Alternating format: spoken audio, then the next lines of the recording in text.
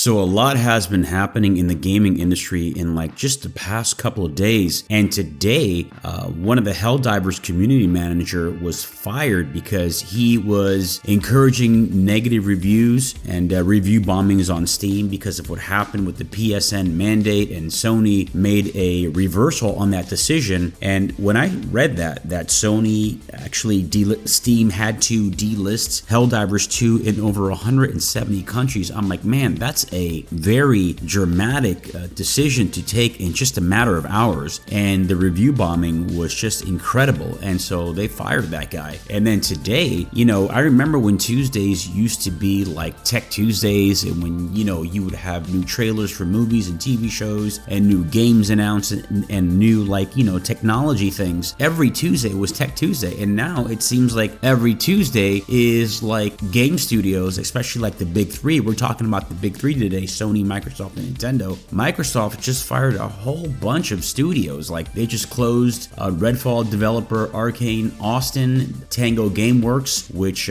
produces Hi-Fi Rush, The Evil Within, Alpha Dog Games, Mighty Doom got closed, and The Elder Scrolls Online, even though there are right now like 10,000 people playing, and they saw a peak of 22,000 today on Steam, they got absorbed by ZeniMax Online Studios. The people behind The Elder Scrolls Online is Roadhouse Studios, so they're not going to nobody's getting fired, they just got absorbed. But that's what's happening. Remember, like during COVID, everybody could work from home and this, that, and the third, and now these big studios, these big companies are going to want everybody to come to work, and they're realizing that, holy shit, we hired way too many people. But to go back to the whole Sony debacle of Helldivers 2, you don't own these games, man. The same could be said about Dota 2.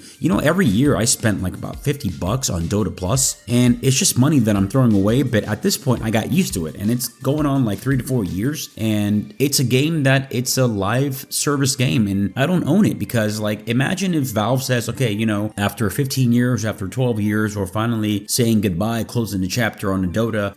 Dota will no longer be available. And I'm like, holy shit, I have 4,500 hours, 4,600 hours on a game that I don't even own. And that's what I'm trying to tell you guys, is that we're moving into a future where games as a service is going to be the de facto go-to business model for all these big companies. And it's kind of sad, but what other game am I going to play? I mean, I reinstalled Fallout 3, but can you believe that in 2024, a game that came out in 2008, Fallout 3 still doesn't have Steam cloud support? So you're going to have to go online and kind of find these game save files and then import them to your save folder and this, that, and the third. It's just so stupid. And then you have Nintendo saying that it's not going to reveal the successor to the Switch until March of 2025, but next month's Nintendo Direct is going to be all about games. And can you believe that the Nintendo Switch has sold 141.32 million units and 1.2 billion software units? Dude, that's insane. I mean, the Switch came out in March